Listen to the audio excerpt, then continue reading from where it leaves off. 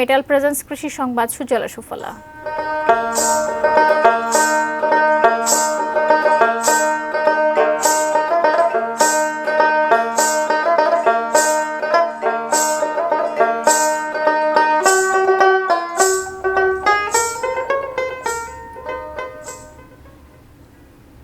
দক্ষিণে পদ্মা, উত্তরে ধলেশ্বরী, মাঝখানে আড়িয়াল বিল।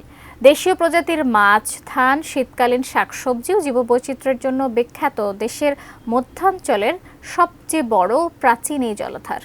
লাখো মানুষের জীবন জীবিকা আড়িয়াল বিলের উপর নির্ভরশীল।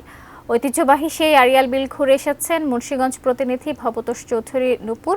দেখুন ডেস্ক রিপোর্টে।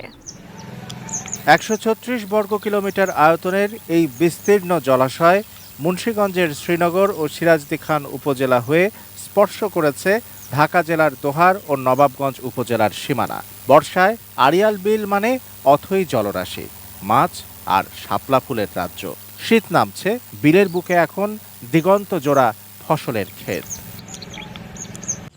বিলের উর্বর মাটিতে শীতের শাকসবজি ও রবি শস্য আবাদ করছেন কৃষকরা। দেশের সবচেয়ে বড় জাতের মিষ্টি কুমড়ার ফলন হয় এই বিলের মাটিতে। এক একটির ওজন হয়ে থাকে 10 থেকে 30 কেজির ওপরে।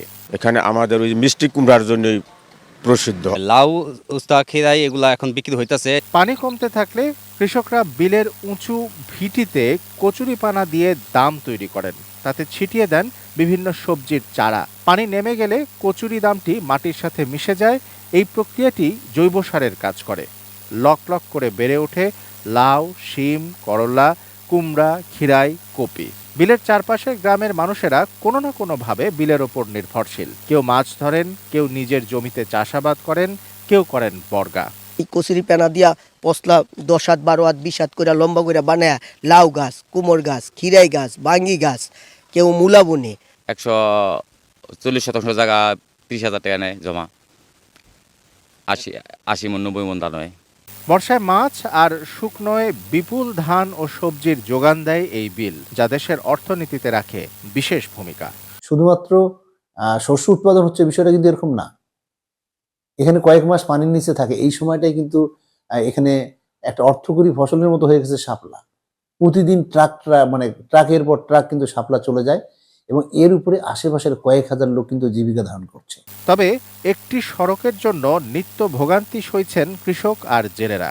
তাদের দাবি, গাদীঘাট ছত্রভোগ সড়কটির উন্নয়ন, তাতে উন্নতি হবে তাদের জীবনমানের। প্রায় 2 লক্ষ লোকের উপরে নির্ভরশীল এখানকার জীবিকায়, তাদের আর্থসামাজিকতার অনেক উন্নতি হবে। Shamsul Arefin, desk report, ATN news.